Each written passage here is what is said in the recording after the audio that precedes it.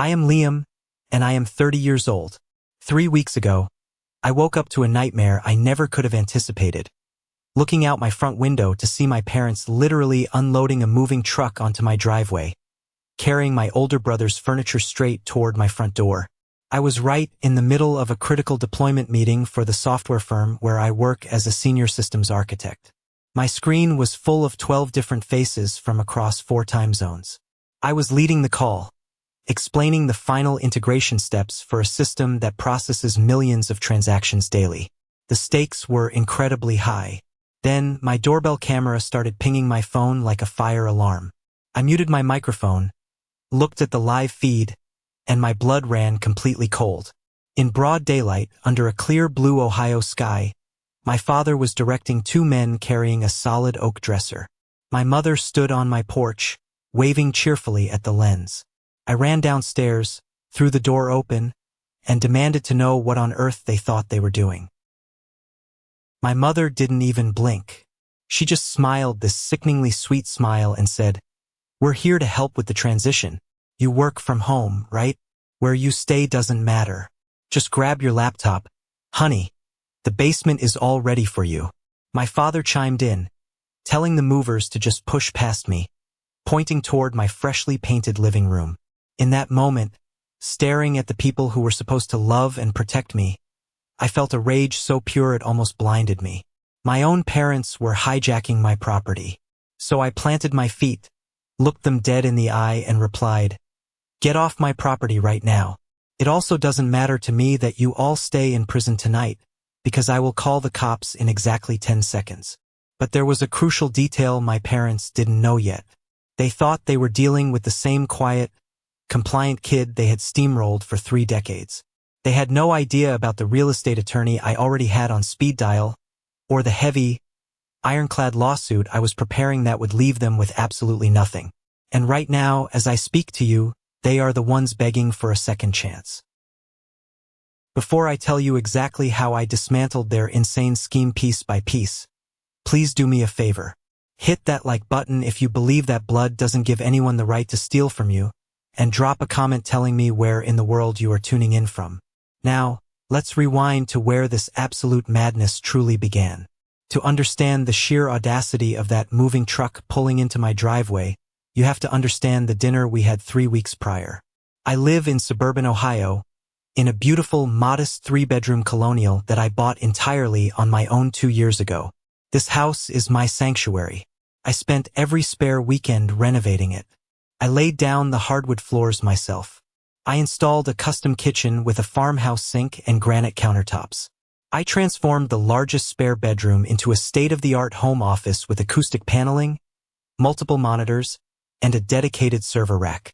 I earn a high salary in the tech industry, and I worked brutally hard to get here. I don't commute to a cubicle farm.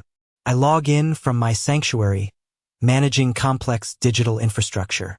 My home is a reflection of my independence. My older brother, Ethan, is 34. He lives about 20 minutes away with his wife, Chloe, and their 3 kids, an 8-year-old boy, a 6-year-old girl, and a 3-year-old boy. They live in a cramped 2-bedroom apartment that constantly smells like stale diapers and fried food. Ethan has always struggled, but his struggles are entirely of his own making. He jumps from job to job, currently working as a retail shift manager.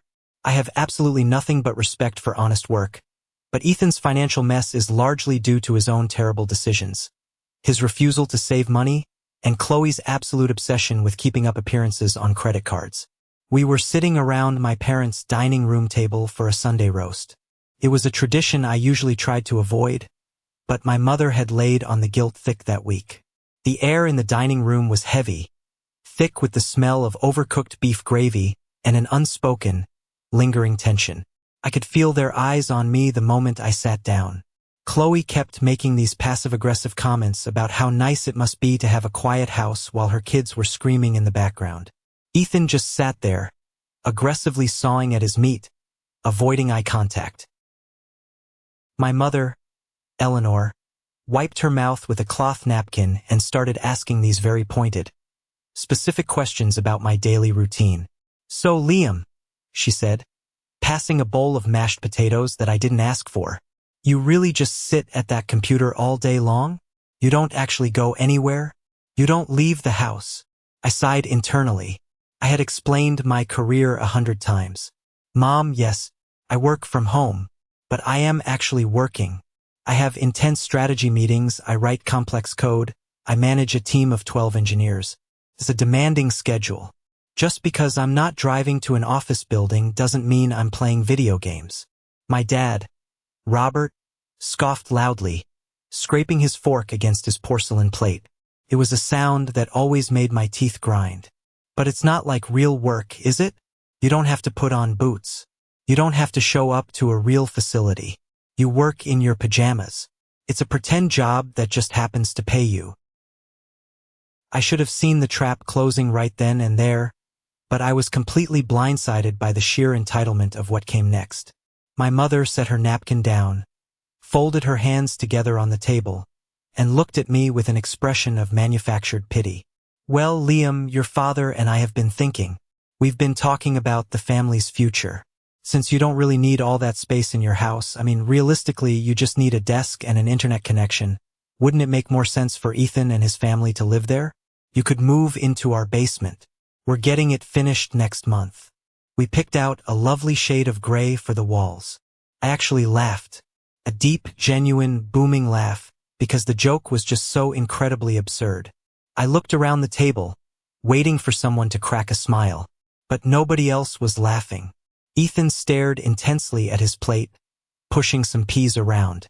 Chloe had this predatory glint in her eye, like she was already measuring my living room for her oversized, tacky sectional sofa. You're not joking, I said, the amusement instantly draining from my face. The room suddenly felt 10 degrees colder.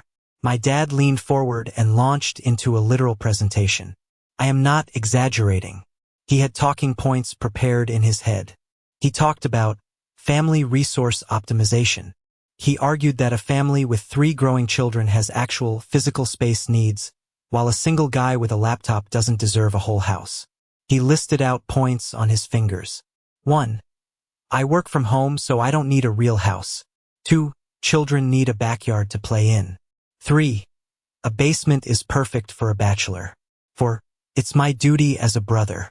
He actually said, out loud, looking me dead in the eye, that they would generously allow me to use the main floor bathroom during work hours if I moved into their basement, provided I didn't take too long and interrupt my mother's soap operas. You want me? I said slowly, making sure I enunciated every single syllable so there was no misunderstanding. To give up the house I bought with my own money, to live in your damp, unfinished basement, because my job is remote? My mother frowned, acting as if I was the one being incredibly unreasonable and difficult. It's not like you're using it properly, Liam. You have 2 empty rooms. You just use them for your office and your music recording hobbies. That's incredibly wasteful when your own blood family needs real housing. Ethan's kids are sleeping in a closet practically. I tried to inject logic into a room utterly devoid of it. I kept my voice steady, though my heart was pounding. I reminded them that I pay the mortgage. I pay the astronomical property taxes. I pay the homeowner's insurance. I pay the utilities. It is my name and only my name on the deed. I saved for a 20% down payment while eating ramen noodles for 3 years. My father just shook his head in absolute disgust, waving his hand as if my financial responsibility was completely irrelevant. But you earned that money sitting in a chair at home, Liam. It's not the same as Ethan, who has to commute to a real job and stand on his feet all day. Family helps family. You have a surplus and they have a deficit. We are fixing it. I stood up from the table. I didn't say another word. I grabbed my coat, walked out the front door, and got into my car. I drove home gripping the steering wheel so hard my knuckles were white. I honestly, foolishly thought they would wake up the next morning, realize how insane they sounded, and drop it. I thought it was just a bizarre, drunken Thanksgiving-level family argument that would fade away. I was so incredibly wrong. The nightmare hadn't even truly started. The silence I expected the next day never came. Instead, My phone started vibrating at 7 a.m. and didn't stop. I looked at the screen and saw a barrage of text messages from my mother. She wasn't apologizing. She wasn't walking back the insane demands. She was leaning in. She was sending me links to Home Depot paint swatches. Liam, do you prefer agreeable gray or accessible beige for the basement walls? We want you to feel comfortable in your new zone. Your father is picking up the drywall today. Also, let me know when you can drop off your house keys. Chloe wants to bring a contractor by to look at taking down that wall between your living room and kitchen to make it more open concept for the kids. I stared at the screen, my morning coffee turning cold and bitter in my hand. It was a visceral punch to the gut. The sheer, unadulterated entitlement wasn't just annoying. It was a profound violation of my existence. It brought back a massive, suffocating flood of memories I had spent years in expensive therapy trying to bury. Growing up, Ethan was the undisputed golden child. He was the high school football star who blew out his knee senior year, and my parents treated it like a national tragedy that excused every subsequent failure in his life. If Ethan got a C on a math test, he was praised for trying his absolute best against a difficult teacher. If I got an A, my father would scrutinize the paper and ask why it wasn't an A+.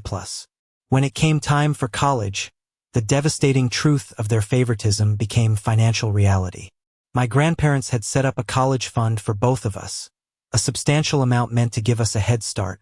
But when Ethan was 22, he decided he didn't want to work for anyone else. He wanted to open a custom car shop. My parents quietly drained the entire college fund, including my half, to pay for his lease, his tools, and a massive stupid neon sign that he bought instead of paying his vendors. The shop went bankrupt in 8 months. Ethan walked away with a shrug, and my parents completely forgave him. Meanwhile, I had to take out massive, crippling student loans.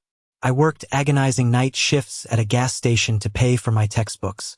I remember smelling like gasoline and stale coffee, sitting under a flickering fluorescent light at 3 a.m., trying to teach myself complex algorithms while my friends were out at college parties. My achievements were always minimized. When I landed my first 6-figure salary, my father didn't congratulate me. He just muttered about computer money. It was never real to them because it didn't fit their blue-collar, suffering equals worth narrative.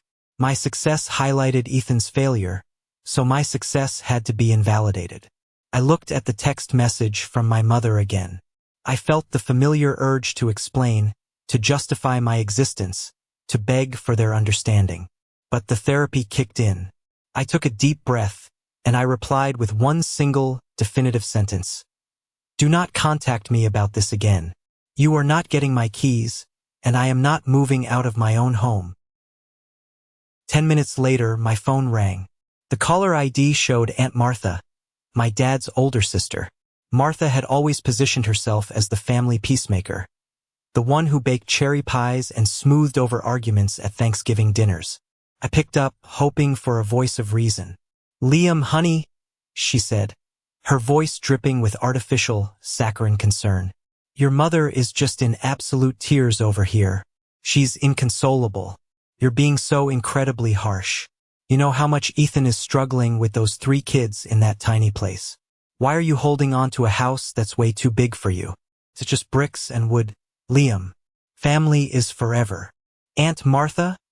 I replied, keeping my voice terrifyingly calm, though my hands were shaking.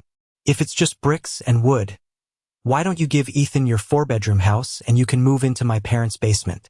You live alone too. She gasped, highly offended, as if I had just slapped her across the face. That is entirely different, Liam. I am an elder. I earned my home. You are a young, single man who just plays on his laptop all day. You're being deeply selfish.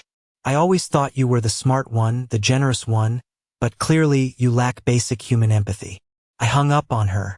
I didn't have the energy for the emotional manipulation. But what I didn't know at that exact moment was that Aunt Martha wasn't calling to play peacemaker. She wasn't calling to reason with me. She was calling to keep me distracted. Later that evening, my dad called. I let it go straight to voicemail, but he left a message that chilled me to the bone. His voice was cold, authoritative, and completely detached from reality. Liam, you are disrespecting this family. A man who works in his pajamas shouldn't be hoarding real estate while a real family suffers in an apartment. Your grandfather would be deeply ashamed of the greedy, corporate coward you've become. We are coming to an arrangement regarding the house, with or without your cooperation. You need to prepare yourself. The next day, I was putting away groceries in my kitchen when I noticed something missing from the wooden hook by the back door. It was an old spare house key on a generic brass ring. I had given it to Aunt Martha 2 years ago when I went on a business trip to Seattle so she could water my indoor plants. I had completely forgotten she still had it. The realization hit me like a freight train. She had kept the key. She hadn't just called to scold me. She had handed that key over to my parents. That was the turning point. The sadness, the lingering childhood desire for my parents' approval, the guilt. It all evaporated in a single instant. It was replaced by a cold, hard, razor-sharp survival instinct. I didn't cry. I didn't yell at the walls. I walked straight to my garage, grabbed my heavy-duty toolkit, and spent the next 3 hours changing every single deadbolt on my house. I didn't buy cheap locks. I bought the highest-grade security locks available. I upgraded my doorbell camera. I installed 4 new, high-definition security cameras around the perimeter of my property, ensuring every angle of my yard was covered. I set up motion sensors that linked directly to my phone. I was a systems architect. If there was one thing I knew how to do better than anyone else, it was build a firewall. And I was building a massive, impenetrable digital and physical firewall around my life. I thought the changed locks would send a clear enough message.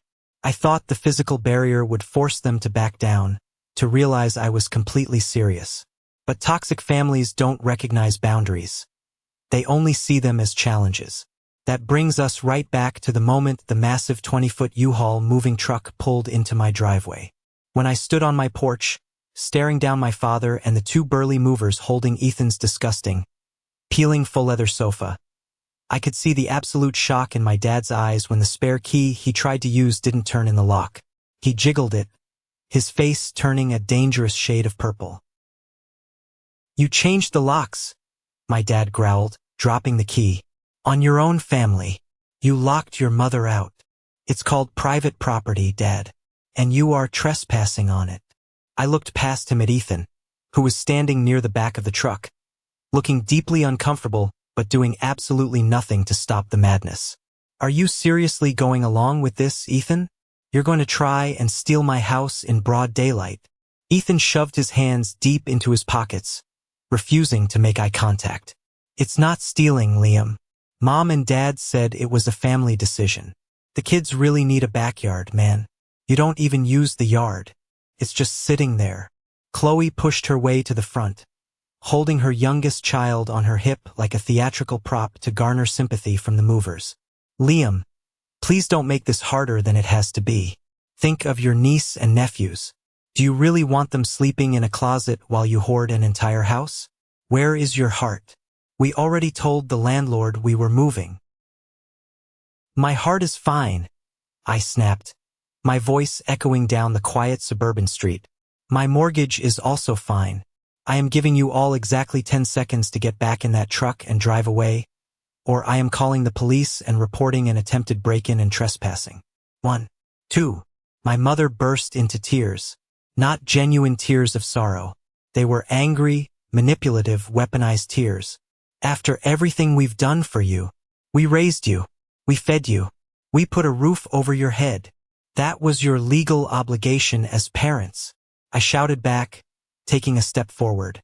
7, 8. My dad pointed a trembling finger at my chest. "You will deeply regret this. You will end up alone in this big house, with no one to bury you. You are dead to us." 9. They backed off. The movers, looking incredibly awkward and realizing they were in the middle of a legal nightmare, muttered apologies and started loading the heavy dresser back into the truck. I stood on the porch, my arms crossed, watching them pull out of the driveway. My heart was hammering against my ribs like a trapped bird. I had won the battle, but the war had just been declared, and the lengths they were willing to go to would defy all human logic. If you ever want to see exactly how quickly a toxic family can spin a narrative, just watch them when they are denied what they believe they are entitled to. Having completely failed the physical invasion of my property, my family immediately pivoted to a psychological and social siege, and the primary battlefield was social media. Less than 24 hours after the humiliating moving truck incident, Chloe launched a brand new Instagram account. She called it Apartment Life with 3 Kids. Suddenly, my feed and the feeds of everyone we knew were flooded with highly curated, dramatically lit, black and white photos of my nephews looking miserably cramped in their shared bedroom. The captions were absolute masterclasses in emotional extortion and public manipulation.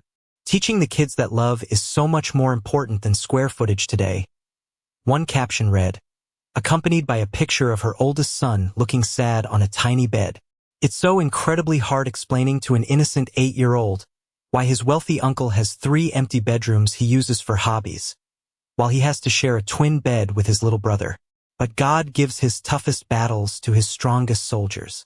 Hashtag family first, hashtag praying for a home, hashtag selfish world, hashtag minimalist living. It was a highly targeted, precision assassination of my character. And the extended family, hungry for drama, ate it up like candy. My cousin Kevin, a guy I hadn't spoken to in 5 years because he borrowed money and never paid it back, commented, absolutely disgusting, Chloe. I am so sorry. Some people get a little tech salary, sit in front of a screen, and completely forget where they came from. Real men provide for their families. Liam is a disgrace. My mother was sharing Chloe's posts directly to her Facebook wall, tagging everyone in our hometown, church members, old high school teachers, local business owners. She added passive-aggressive little prayers about hoping my hardened heart would soften before the holidays. They were meticulously painting me as a greedy, corporate monster hoarding immense wealth while my innocent, angelic relatives suffered in absolute squalor. I started getting texts from people I barely knew, high school acquaintances I hadn't seen in a decade, distant relatives from out of state, all offering unsolicited, highly offensive advice about how family legacy is more important than property rights. But the betrayal didn't stay confined to the glowing screens of the internet. It bled out into my physical reality, poisoning my actual life. A few days later, on a Saturday morning, I was walking out to my mailbox. My neighbor, Dave, a guy I normally drank beers with on the weekends and watched football games with, was mowing his lawn. Usually, he'd shut the mower off and come over for a chat. Today, he gave me an incredibly cold, hard stare. Hey, Dave, I said, offering a friendly wave, trying to maintain some normalcy. He didn't wave back. He left the mower idling, walked over to the white picket fence dividing our properties, and crossed his arms over his chest. Liam, man, I saw Chloe's posts on Facebook. My wife showed me. I felt my stomach drop. Dave, you have to understand, that's not the whole story. I didn't realize you were kicking your own brother and his little kids out on the street. Dave interrupted, his tone laced with disgust. That's pretty low, dude. I mean, I see you inside. You work in your sweatpants all day. You don't even use the whole house. Would it really kill you to help your own flesh and blood out? My brother lived with me for a year when he lost his job. I felt a cold rush of adrenaline. They were turning my own neighborhood against me. They were weaponizing the people I lived next to. Dave, listen to me. They aren't on the street. They live in a leased apartment. And they are demanding, not asking, demanding, that I give them my house, sign over the deed, and move into my parents' unfinished basement. I bought this house. Dave looked highly skeptical, shaking his head. That's not what your mom told my wife at the grocery store. She said you explicitly promised Ethan the house when you got your big promotion last year, and now you're backing out because you want to build a private gym in the spare room. The lies were so thick, so maliciously fabricated. I could barely breathe. I realized there was no point arguing. I turned around, walked back inside, locked the heavy deadbolt, and just stood in the dark hallway. I felt entirely isolated. It is a terrifying, suffocating feeling to realize that the people who share your DNA are actively, strategically trying to destroy your reputation just to steal your real estate. But the absolute peak of their insanity, the moment that proved they had completely lost touch with reality, happened the following Tuesday. I had a rare afternoon where I didn't have any video calls scheduled, so I was deep into a complex coding sequence, wearing noise-canceling headphones. Suddenly, my motion alerts went off. I pulled up the high-definition camera feed on my second monitor and saw my mother and father standing right in the middle of my front lawn. My father was holding a clipboard and a long measuring tape, aggressively measuring the distance from my front porch to the sidewalk. My mother was holding a large wooden stake and a heavy mallet. She was hammering something directly into my perfectly manicured grass. I threw my headphones on the desk, ripped open the front door, and marched outside.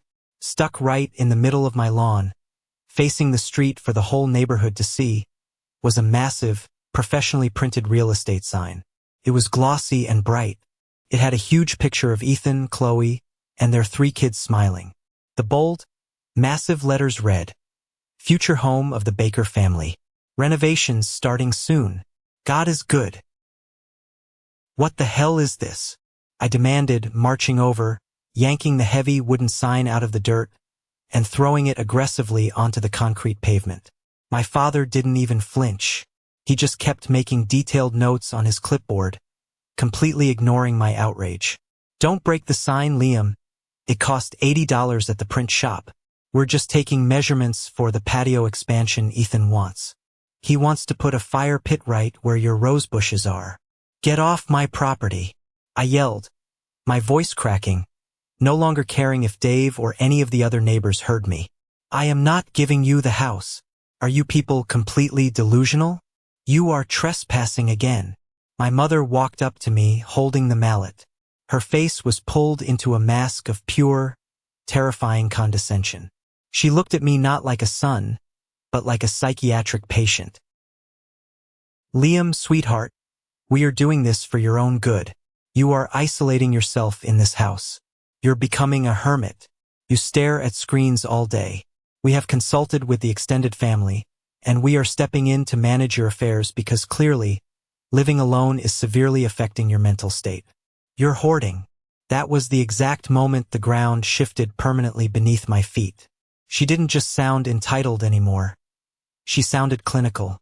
She sounded like she was building a legal case. "Manage my affairs?"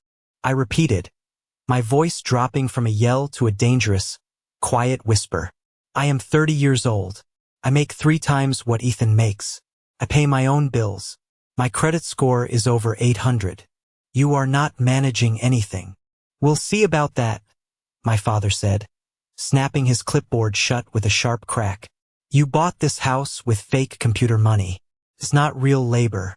You haven't earned the right to be this incredibly selfish. We'll be back on Friday with the general contractor to look at the load-bearing walls. Be ready." I watched them get into their SUV and drive away. A deep, sickening dread pooled in the pit of my stomach. This wasn't just a squabble over a house anymore. They were actively strategizing to strip me of my autonomy. They were setting the stage to claim I was mentally unfit to own property. The psychological warfare reached an absolute fever pitch over the next 48 hours. I was operating on purely adrenaline and caffeine. I woke up the morning after the sign incident, went to leave through my front door for an early morning run to clear my head, and found something heavy and metallic dangling from my front doorknob. It was a heavy-duty steel lockbox, the exact kind real estate agents used to store keys for property showings. They had actually come back in the middle of the night, sneaked onto my porch, and attached a lockbox to the handle of my own home. I was furious.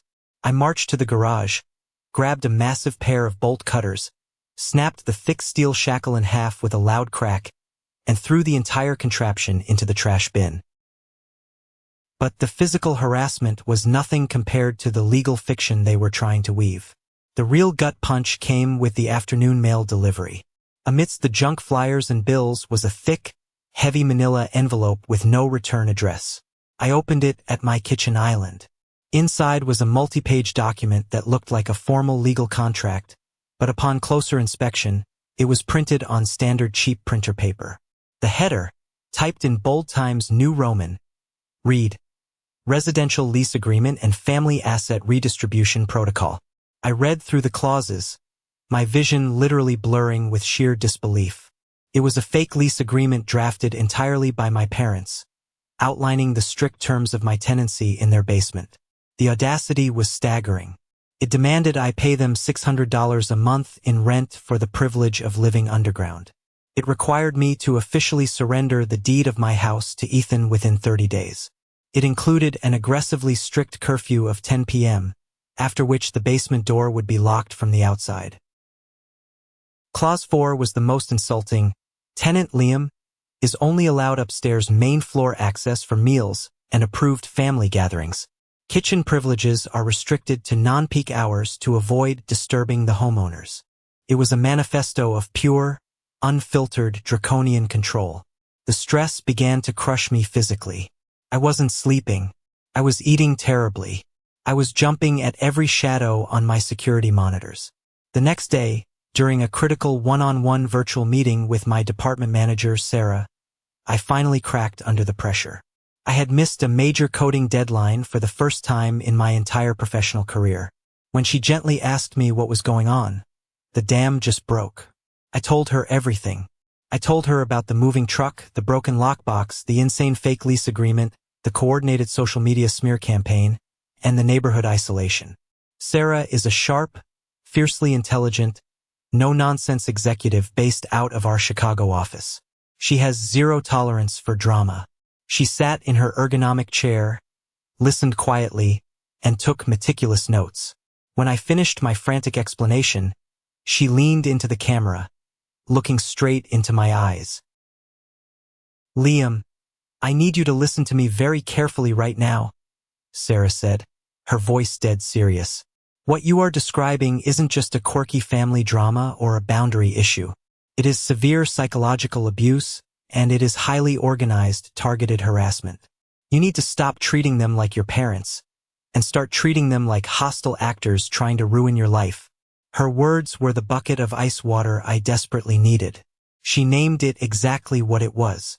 I was still reacting like a wounded son, trying to reason with people who actively wanted to destroy me for their own gain. "Take the rest of the week off. Fully paid," Sarah commanded, typing something into her system. "Gather your evidence. Call a lawyer right now. And Liam, the principal engineer position in the Denver, Colorado office just opened up. I was going to wait until the quarter ended to talk to you about it, but I'm putting your name in for the promotion today. It comes with a massive salary bump. Get out of Ohio. Let's get you a comprehensive relocation package." A lifeline. A massive, beautiful geographical lifeline. Denver. Mountains. Distance. But before I could even fully process the relief of an escape route, the final, most terrifying piece of my parents' sinister puzzle fell into place. I received a certified letter in the mail later that afternoon. I had to sign for it at the door. This one wasn't printed on cheap home paper. It was printed on the official embossed letterhead of Dr. Evans, a local general practitioner my family had used since I was 5 years old. The letter stated that based on deeply concerning, repeated reports from immediate family members regarding sudden behavioral changes, severe social isolation, paranoia regarding property, and an unhealthy detachment from reality, Dr. Evans was formally recommending a full psychiatric evaluation to determine if I possessed the mental capacity to make sound financial and residential decisions. My heart hammered against my ribs like a jackhammer. The lockbox, the lawn measurements, the social media posts framing me as unstable and hoarding, the fake lease. It wasn't just bullying. It was a highly coordinated effort to build a documented paper trail. They weren't just trying to bully me out of the house. They were trying to establish legal, medical guardianship over me to forcefully seize my real estate. If they could prove I was mentally unfit, they could take power of attorney. I didn't panic this time. The panic was gone, replaced by absolute, freezing clarity. I walked into my office, sat at my desk, and started a fresh, highly encrypted folder on my hard drive. I downloaded every single text message. I saved every voicemail. I screenshotted every Instagram and Facebook post. I exported every second of security footage in high definition. I called my real estate attorney, a bulldog of a lawyer named Mr. Henderson, who had helped me close on the house. I forwarded him the fake lease, the threatening voicemails, and the doctor's letter. "They are digging their own graves, Liam," Mr. Henderson told me over the phone, his voice dripping with dark, professional satisfaction. "This borders on extortion, fraud, and medical malpractice on the doctor's part for issuing a letter based on hearsay. Let them push. Do not engage. When they cross the final line, we will drop the hammer so hard they won't know what century they're in." I spent the next 3 days in complete, utter silence. I didn't respond to texts. I didn't look at social media. I packed my most valuable items, my servers, my documents, my family heirlooms, into a secure, climate-controlled storage unit across town. I was a ghost in my own home, waiting in the absolute eye of the storm. I knew they wouldn't take the silence as a victory. They would take it as weakness. They would escalate. And I was exactly right. It was a Tuesday night. I was lying in bed, fully dressed, staring at the ceiling, unable to sleep. The house was dead quiet. The wind howled slightly outside. And then, at exactly 3:14 a.m., my phone vibrated violently on the nightstand. It wasn't a text message. It was a critical, high-priority alert from my backyard security camera. Motion detected at the back patio door. I rolled over, snatched the phone, opened the live feed, and felt the breath completely leave my lungs. Standing in the pitch dark, illuminated only by the glowing infrared night vision of the camera, was my brother Ethan, and he was holding a heavy steel crowbar. I was lying fully clothed on top of my bed cover, staring at the ceiling fan, when the notification vibrated against the wood of my nightstand. It was 3:14 a.m. The house was completely silent, the kind of heavy, suffocating silence that presses against your eardrums. I reached out, my hands steady despite the ice water running through my veins, and picked up my phone. The high-definition infrared camera feed from my backyard patio illuminated the screen. There, standing in the pitch black, was my brother, Ethan. He was wearing a dark hoodie, the hood pulled up, but the camera's night vision caught the unmistakable profile of his face. And gripped tightly in his right hand was a heavy, solid steel crowbar. Crouched in the bushes just a few feet behind him, looking nervously over her shoulder, was his wife, Chloe. For about 10 seconds I didn't move. I just watched the screen, completely paralyzed not by fear, but by the sheer, unadulterated reality of the betrayal. This was my flesh and blood. This was the boy I had shared a bedroom with growing up, the boy who had broken my toys and never apologized, the man who had drained our shared college fund. And now he was standing at my back door, actively trying to pry the frame away from the glass. They weren't just entitled anymore. They had crossed the threshold into violent criminality. I didn't yell. I didn't turn on a single light. I didn't go downstairs to confront them with a baseball bat. I was a systems architect. I dealt with hostile breaches by isolating the threat and calling in the authorities. I minimized the camera app, opened my phone dialer, and pressed 911. 911, what is your emergency? The dispatcher's voice was calm, professional, and anchoring. My name is Liam, I whispered, keeping my voice barely above a breath. There is a man actively trying to break into my house through the back patio door with a crowbar. He is accompanied by a woman. I am upstairs, locked in my bedroom. I have them on live security cameras. Okay, Liam. I am dispatching units to your location right now. Are you armed? No, I replied. But the intruder has a heavy steel crowbar. And I know who he is.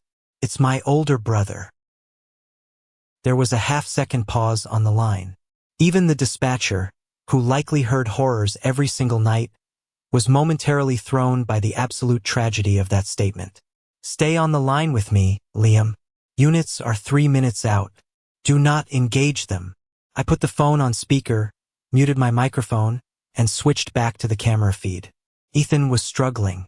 The heavy-duty security doors I had installed earlier that week were holding firm. He wedged the crowbar between the door and the frame, leaning his entire body weight into it.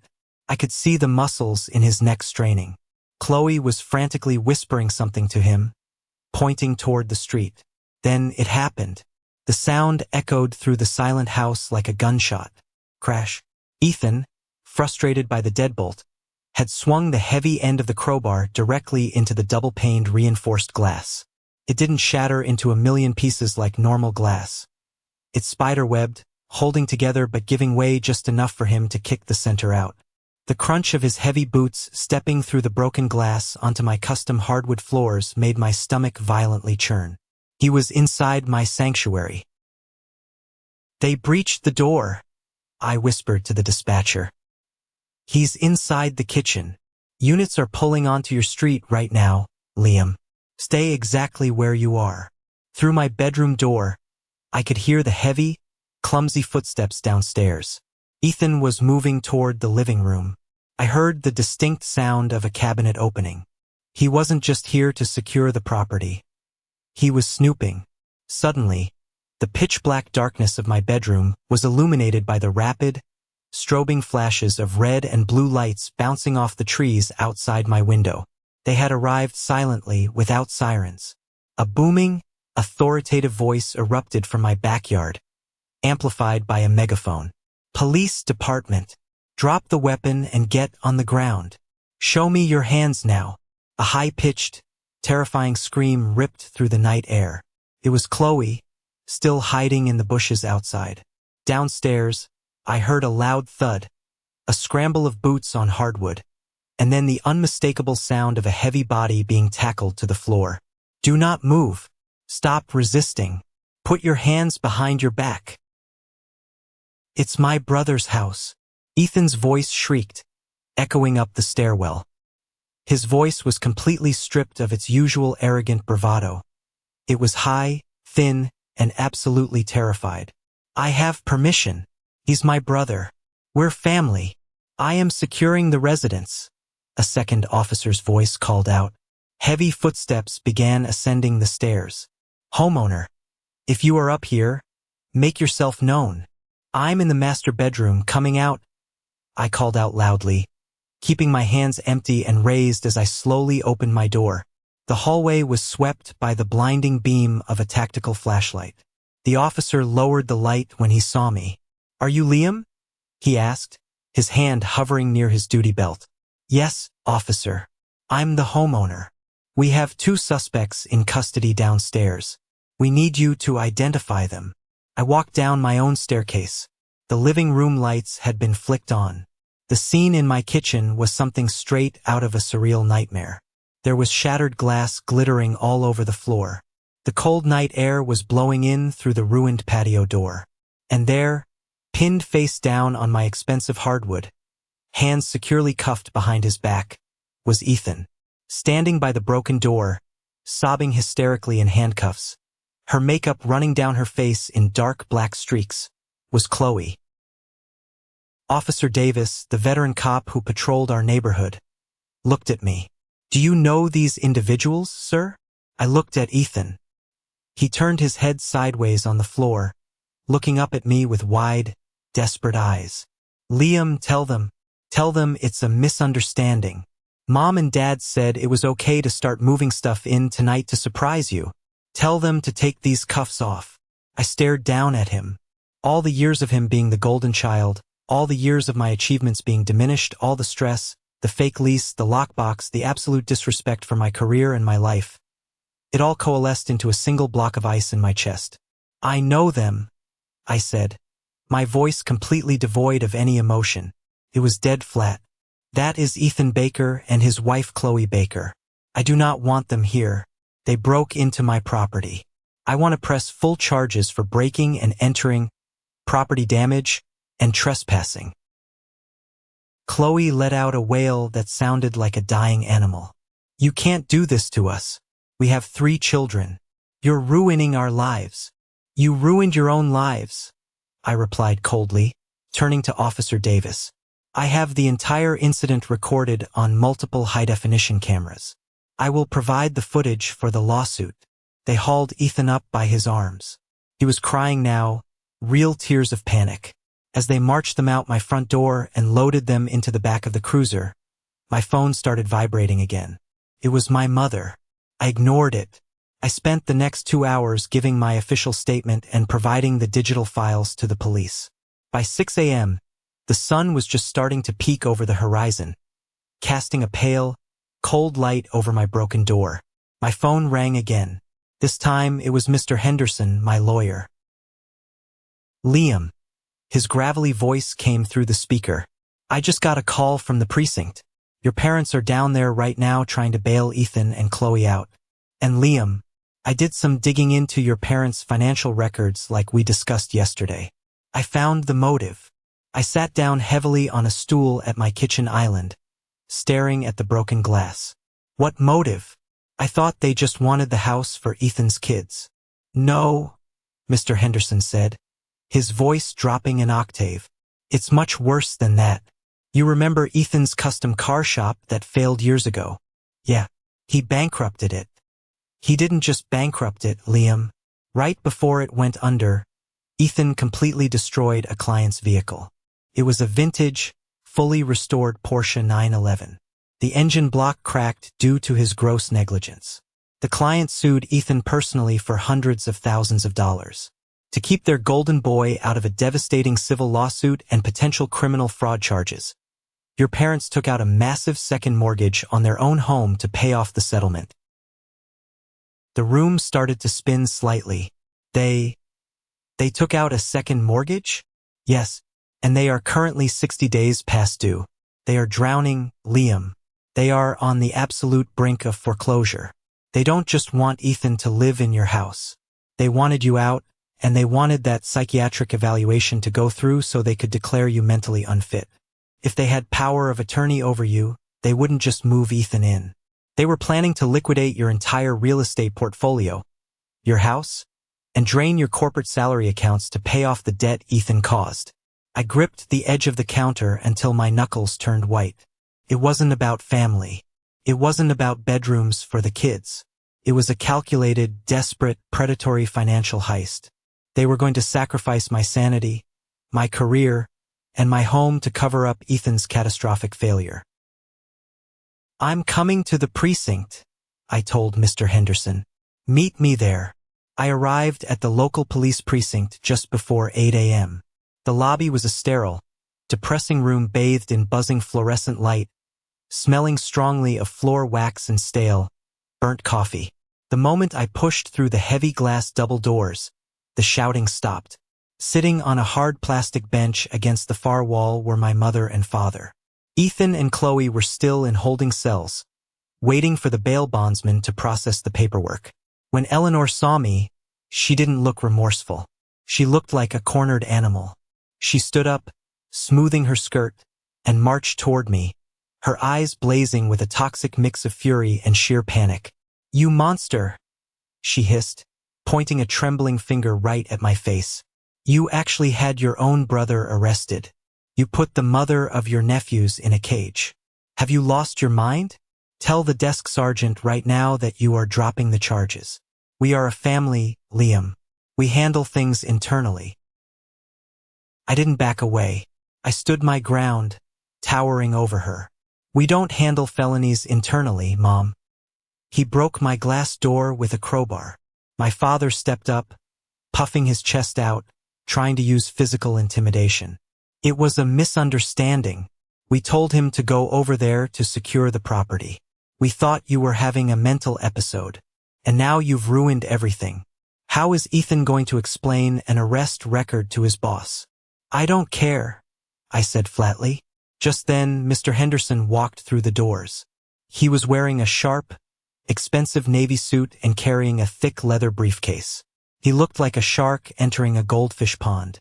He stood next to me, opening his briefcase and pulling out a thick stack of documents. Mr. and Mrs. Baker, Mr. Henderson said smoothly. I am Liam's legal counsel. I strongly advise you to stop harassing my client in a police station, as it can and will be added to the harassment and extortion charges we are currently drafting.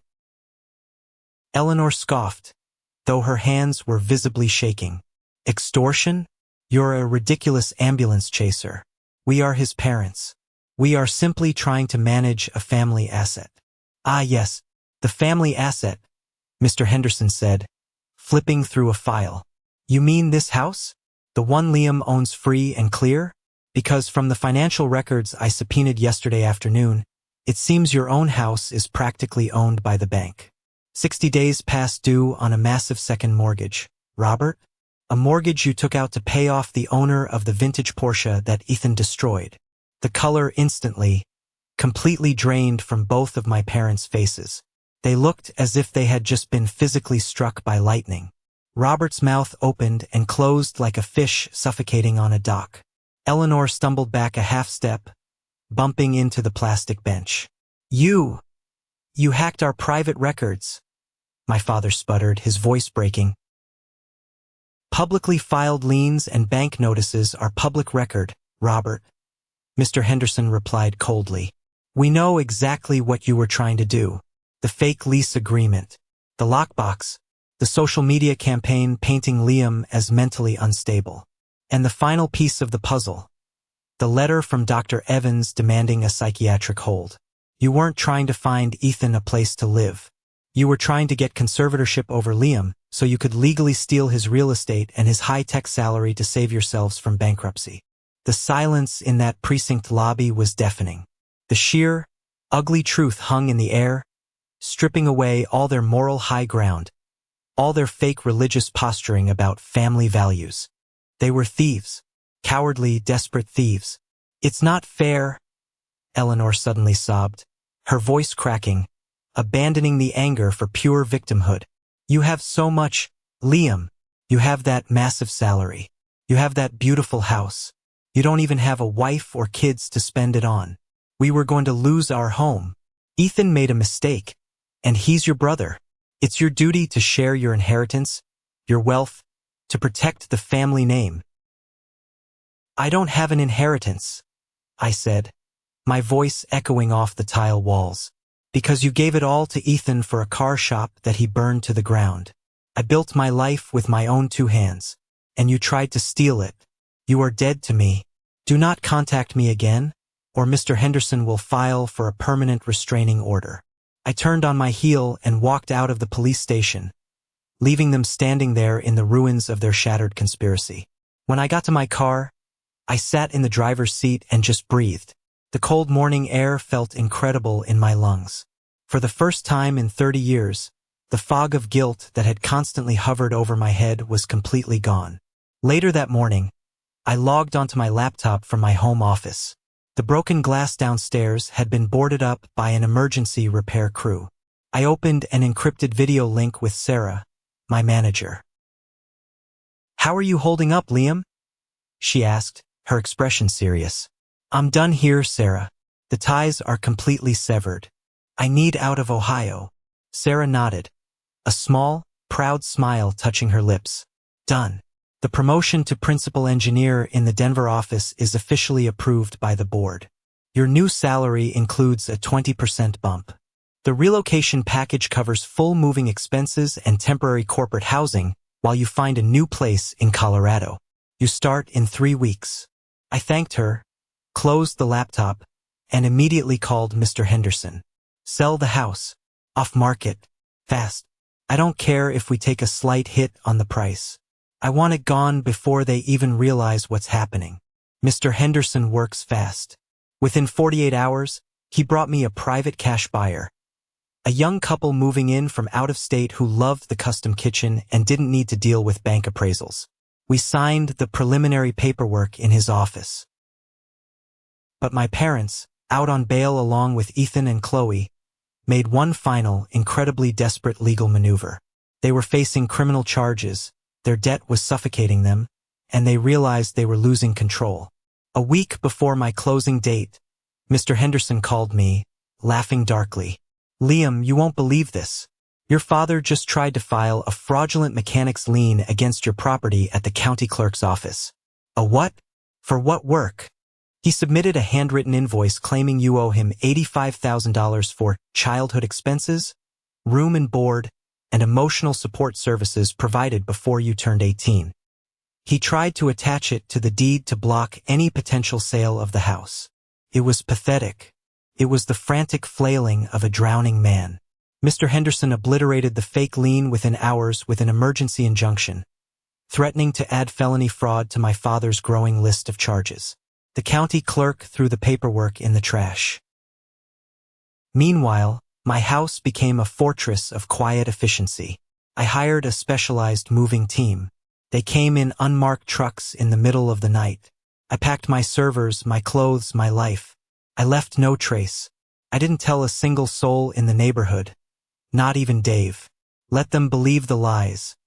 The truth was about to hit them like a freight train. In the midst of this, a surprising ally emerged. I received a phone call from Grace, Chloe's mother. Grace was a tough, no-nonsense retired nurse who had always disapproved of Ethan. "Liam," Grace said, her voice heavy with exhaustion. "I am so incredibly sorry for what my daughter and your brother did to you. It's unforgivable." "Thank you, Grace. But you don't have to apologize for them."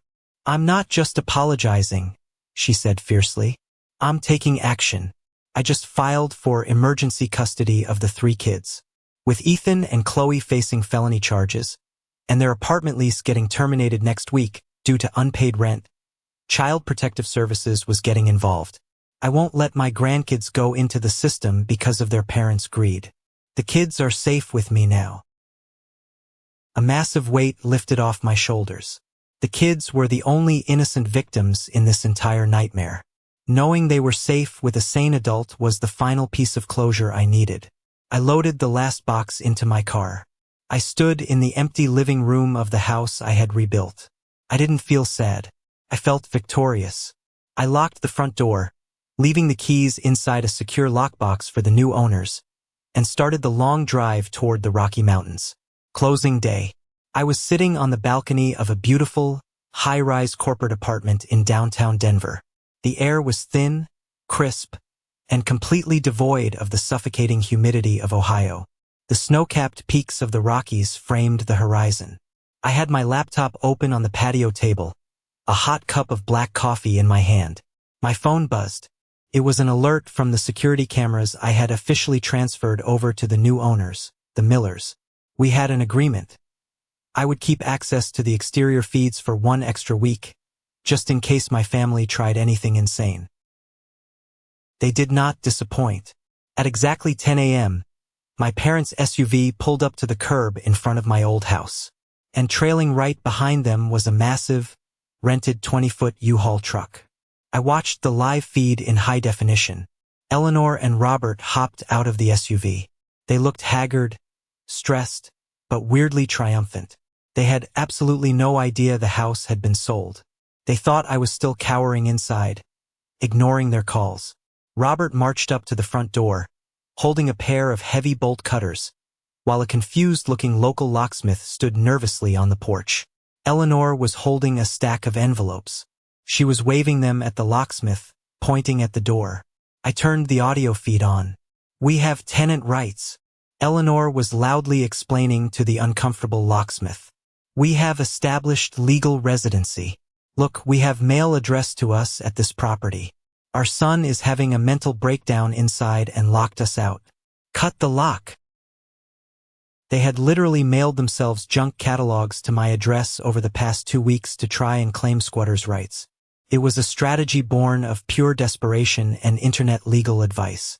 Before the locksmith could even touch the door, a sleek black sedan pulled into the driveway, blocking the U-Haul. It was Mr. Miller, the new owner. He stepped out of the car, looking incredibly confused and irritated. "Excuse me," Mr. Miller said, raising his voice. "Who are you people and what are you doing on my property?" Robert turned around, puffing his chest out. "Your property? Listen here, buddy, this is my son's house. We are moving in today. Move your car before I have it towed." Mr. Miller, who happened to be a corporate litigator, didn't flinch. "I closed on this house 3 hours ago. The deed is in my name. You have exactly 30 seconds to get off my driveway before I call the police for trespassing and attempted burglary."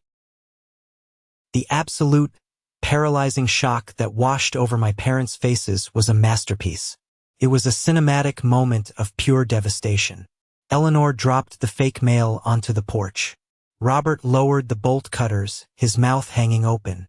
"Sold," Eleanor shrieked, her voice echoing down the street, loud enough that I saw Dave step out onto his porch next door to watch. He couldn't have sold it. It's our family home. He owes us. We have a lien. Mr. Miller ignored her. He pulled out his phone and dialed 911.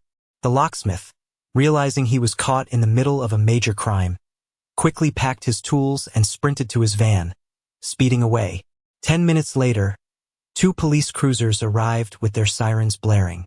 And because the universe has a wonderful sense of irony, one of the responding officers was Officer Davis, the exact same cop who had arrested Ethan a few weeks prior. I watched, sipping my coffee from 1,000 miles away, as Officer Davis approached my parents. Robert tried to scream about inheritance, about fake leases, about family loyalty. Officer Davis wasn't having any of it. He asked Mr. Miller for his identification and his digital closing documents. Mr. Miller provided them instantly. "Sir, ma'am," Officer Davis said, his voice carrying clearly through the microphone. "You have no legal right to be here. Furthermore, you are currently out on bail for harassment and trespassing against the previous owner. Turn around and put your hands behind your back." Eleanor completely melted down. She threw herself onto the perfectly manicured grass, screaming, crying, begging the neighbors for help. Dave, tell them Liam is stealing from us. Help us." Dave stood on his porch, his arms crossed, shaking his head in absolute disgust. He finally saw the truth. He saw the sheer madness of the people who had manipulated him. He went back inside and closed his door. I watched as my father, the man who had constantly belittled my career and my life, was shoved into the back of a police cruiser, his head pushed down by the officer's hand. I watched my mother, still sobbing uncontrollably, get placed into the second car. The U-Haul sat empty in the driveway, a monument to their spectacular, self-inflicted ruin. The domino effect was swift and merciless. With my parents in jail again facing violating bail conditions, their finances completely collapsed. The bank moved forward with the foreclosure on their home. Ethan's life disintegrated just as fast. When his retail management company caught wind of his felony arrest for breaking and entering, he was terminated immediately. He lost his salary, his benefits, and whatever tiny shred of pride he had left. Chloe, realizing the golden goose was dead and the family was bankrupt, filed for a brutal, highly contested divorce. She tried to claim she was manipulated into the break-in, throwing Ethan completely under the bus. But with Grace holding custody of the kids and refusing to let Chloe use them as pawns, Chloe was left with nothing but legal fees and a ruined reputation. Her Instagram account, Apartment Life with 3 Kids, was deleted after hundreds of people reported it for fraud and harassment. They had tried to destroy my sanctuary to save themselves. Instead, they burned their own kingdom to the ground. It has been 6 months since I watched that police cruiser drive away from my old house. I am sitting in my new home office right now. The window beside my desk doesn't look out at a suburban street filled with gossiping neighbors and toxic family dynamics. It looks out over a sprawling valley, framed by the jagged, snow-dusted peaks of the Colorado Rockies. The air here is different. It's lighter. It's easier to breathe. The promotion to principal engineer changed my life. The salary bump was substantial, but the real value was the validation. My company, my boss Sarah, they looked at my work, my brain, my dedication, my late nights, and they told me it was valuable. They didn't call it fake computer money. They respected it. I started intensive therapy shortly after moving to Denver. It wasn't easy. Unpacking 30 years of being the invisible foundation holding up a golden child takes a toll. My therapist helped me realize that my parents never truly saw me as a son. They saw me as a resource, an emergency fund, an insurance policy for Ethan's inevitable failures. They loved what I could provide for the family unit, but they deeply resented my independence because it meant they couldn't control me. Setting boundaries isn't just about changing locks or blocking phone numbers. It's an internal rewiring. It's the incredibly painful process of accepting that the people who were supposed to love you unconditionally are actually entirely incapable of doing so. Blood does not mandate loyalty. DNA does not excuse abuse. Yesterday, I was clearing out my spam folder when I saw an email slip through the filters. It was from a generic, newly created Gmail address, but the subject line was unmistakable. Liam, please. We need you. I clicked it open, purely out of clinical curiosity. It was a long, rambling message from my mother. It was completely devoid of the arrogant, commanding tone she used to have. It was the desperate pleading of someone who had hit rock bottom. She detailed the horror of their current lives. The house had been foreclosed on. She and my father were living in a cheap residential motel on the outskirts of town. A massive chunk of Robert's pension was being garnished to pay for their mounting legal defense fees. Ethan was living on a friend's couch, going through a vicious divorce with Chloe, and only allowed supervised visitation with his kids because of the felony charges pending against him. The email ended with a plea. We know we made mistakes, Liam. We were just so scared of losing everything. Please, you have so much. Your salary is so high. If you could just wire us enough for a retainer for a better lawyer, or help Ethan get an apartment. We are your family. We are begging you. I read the email twice. I didn't feel anger.